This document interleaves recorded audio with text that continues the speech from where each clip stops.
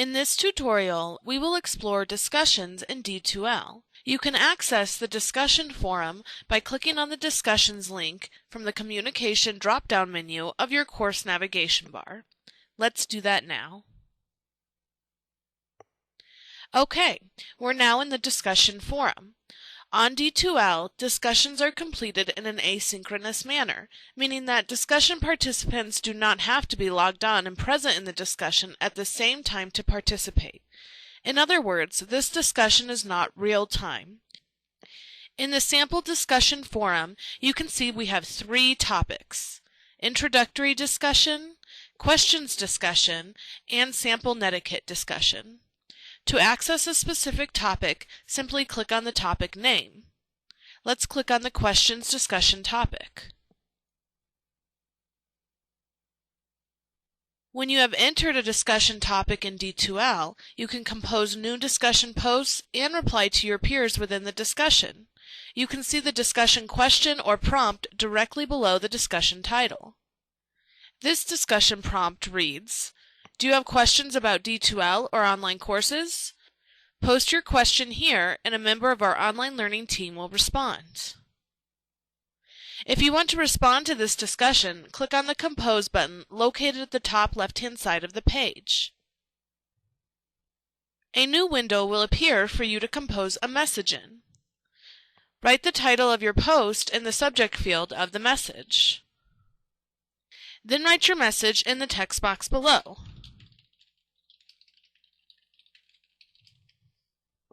If you need to attach a file to the message, click on the Add a File button below the text box. When you're done writing the message, click on the Post button at the bottom left-hand side of your window.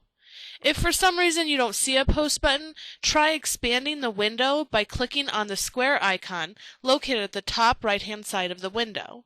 This will expand the window, allowing you to see the Post button. Let's post now. And our message now appears in the discussion topic.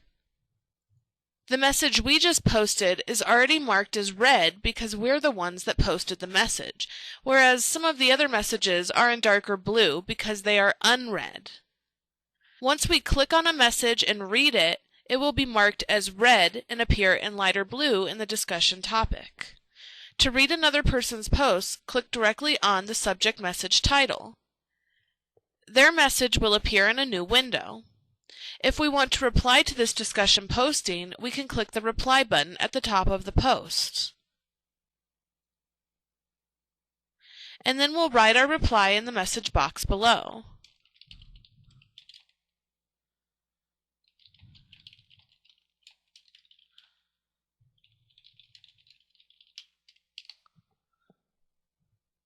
Now, before you post, I highly recommend you check your spelling. Many instructors do consider correct spelling and grammar when determining your grade for a discussion. To use the spell check feature, click on the Advanced tab above the message box. Then select the ABC icon. A spell checker window will appear. We can see that the spell checker identified this word highlighted in yellow as being spelled incorrectly. Yep, that's supposed to say when. Using the drop-down menu next to the suggestion field, select the correctly spelled word. Then click the Replace Once button. Or, if we made this mistake multiple times throughout our posting, we would click the Replace All button. We'll click the Replace Once button, and you can see there's no more misspelled words. Before we can close out of this window, we need to apply our changes to the post. Click the Apply button, and you'll see that our spelling has been changed within the post. Now we can post the message by clicking on the Post button at the bottom left-hand side of the window. You can close out of this window by clicking on the red X button at the top right-hand side of the page. Okay, we can see that we posted a reply to this message, and you'll notice that it's indented. Indented messages indicate that it is a reply rather than an original posting. You'll also notice that we have several messages we read as they're in lighter blue, and we still have one message we have not read yet as it is in darker blue.